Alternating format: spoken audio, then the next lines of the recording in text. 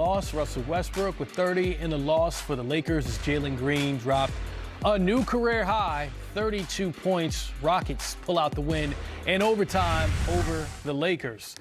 3D, it's starting to feel redundant with the Lakers as far as when they go over what happened in the game and how they're not able to close out. What did you see in the fourth quarter and overtime? To your point, Chris, this is the Lakers of today. This is not the Lakers from the bubble a few years ago when they won a championship. You know, they took some chances on some older guys. Some of the younger guys, like, the Kendrick Nuns of the world, they've been banged up all season long. So they've never been whole. They've never been healthy. LeBron's still proven to us at this point in his career, Smitty, he still can be great, but it's not enough for this particular team and situation. So to your question, yeah, we're sounding like broken records. They don't have enough. They're not getting stops. And we know in the Western Conference, you're not stopping nobody. There's no way you can score with people nowadays. Well, I'm going to give you this analogy. 3D's son just left. And if me and 3D and you were playing against Trey and his three kids, and if the game was close and we had 2 buckets left, I think we could say, hey, I'm going to make Trey do this, do that. Right. And you have a chance as guys that's been around the league and played a long time. I think that's the most frustrating part right now for the Lakers. If you're playing some young guys, you figure if we get to the end, 30 seconds left, a minute left, 3D, we going to get that stop. Right. We going to talk. Right. And then where we going to get a bucket, we going to say, hey, yeah, such and such can't do this, and we're going to at least get to that free throw line. I think that's the frustrating part right now. They can't finish games against young teams that's inexperienced. Right. And we know the emotion of playing the Lakers, but you take all that away. You play a little bully ball, you draw the double team and get the shots you want. They can't make the plays down the stretch, even against some young, inexperienced teams right now. Do you think there'll come a point in this last stretch of the season that we'll see LeBron shut it down or Russ shut it down if the Lakers continue in this direction? Well, I like those hard questions. Last week, I was like, LeBron, shut it down. Relax. Get ready for next year. Put the pressure on Rob Pelinka in the front office to get some more, talent around you next year. But then when you look at the salary cap, Russ is making 44, LeBron's making 42, and then AD, I think, is making 38. So it's not one of those 3 got to go, Chris. Because there's not a lot of talent out there with that you're going to bring in. Then on the flip side of it, you applaud LeBron. He's professional. He knows his fans are coming to watch him play every night. He's healthy. The other night he took a night off because his knee was sore. But for the most part, LeBron's playing, so I applaud him for that because I know there are young men, young women out there that are coming to watch LeBron play these last 10 or 12 games, so I applaud that he's going to play it out. So, Chris, the other day I was like, shut it down. Today, no, it's good for the game for him to play if he's healthy. Especially for these young players, get an opportunity to play against LeBron. You could see it in Jalen Green wanting to bring it. Another guy that brought it against LeBron a few years ago. Let's first, I applaud Russell Westbrook. Okay. Reason why is the scrutiny he's been taking. He could easily have shut it down. Good call. Hasn't done that. He comes out, he still plays hard, going through a lot, with fans calling him the different nicknames. Doesn't miss games. Comes out there, still competes. So I applaud LeBron just like 3D, but even more kudos to Russell Westbrook for not shutting it down. And he's going through some adversity, not playing up to his, I would say, level of we ain't seen Russell Westbrook. But if you see his numbers, still great numbers. Might not be the shooting percentage, but I applaud Russell Westbrook still coming out there playing through adversity. Hey, save the Twitter fingers out there slandering Russell Westbrook and put some respect on his name as a guy that's showing up every night and taking his...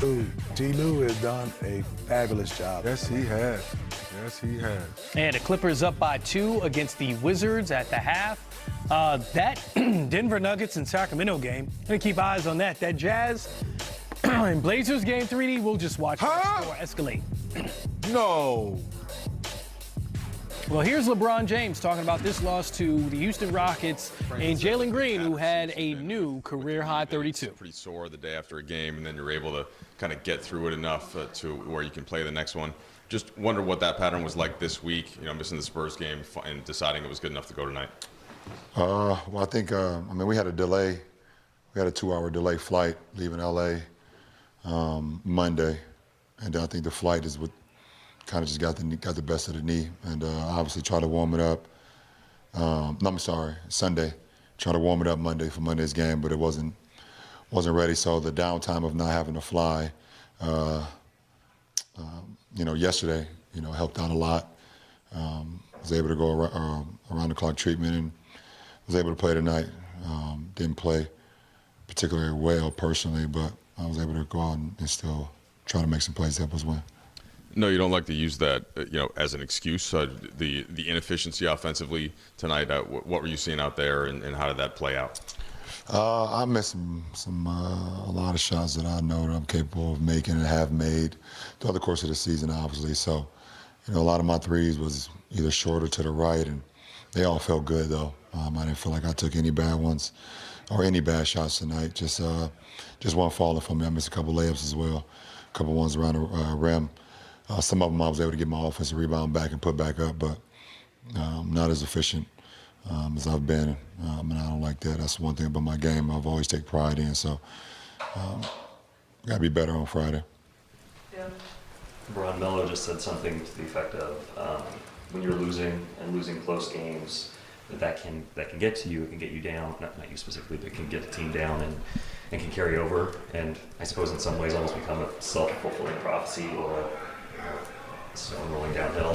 Does it feel like that has gotten to this team where it's kind of like something you just can't shake? Yeah, at times for sure. We play some good basketball, and then we don't play good basketball. We have good quarters, then we don't have good quarters. Tonight it seemed like we just couldn't get a 2-possession lead. It was, have a 2-point lead, then they make a 3, then we come back and make a 3, or we have a 3-possession lead, and then they come right back. We couldn't get 2 stops in a row to extend the lead. And they made big shots, tough shots. Jalen Green was excellent tonight with his shot making ability. All those guys made shot after shot after shot. So we just haven't been able to close out games late game and make enough plays to win. So it definitely plays a part. And it starts seeping into your mind a little bit for sure. LeBron, on a night when, despite your inefficiencies, a triple-double, Russ has 30 and is getting to the paint. Guys are hitting shots. Austin and DJ Augustine are really effective. Are you surprised that it's still so hard for this team to win? That it just seems like it's every possession, every 3 minutes is just like we just don't have fight. We just don't have a lot of room for error, when we make a mistake or we break down defensively or we don't get a good look at the basket, teams are literally making us pay every time. It's not like we're getting away with things, and it's just that simple. We have a very small margin of error, this year, and teams are making us pay. Anytime there's a close game like this, I think late possessions get more attention. I'm curious if the last play in the fourth quarter, Melo said in the moment he thought you had an angle, but then he rewatched it and didn't really realize it. I wonder if you yourself, you thought maybe you would have an angle for it, and how that play developed for you? On the drive, I had an angle for sure, and then David Nwaba came over, and I took a long 1-2 step and ended up behind the backboard. Was a little bit off balance, and I could have forced a reverse layup, but I wasn't in a position to feel like I could have got a great look. I could have got a decent look, and I feel like Melo's look was a lot better than mine. So it's literally that simple. Is it better for the replay, obviously, Austin diving? Yeah, but Russ was diving at the same time, so I didn't have Russ dove, and I believe ran into Jalen Green at the same time, and I saw Austin, but I didn't have if I throw the ball that way and he misses it, now it's going that way, I couldn't afford to do that. So for Kyle, we'll take 3 more. Is your knee situation an injury that you would play through if the team wasn't sort of in a dire situation to win games right now? I'd probably be in uniform no matter what.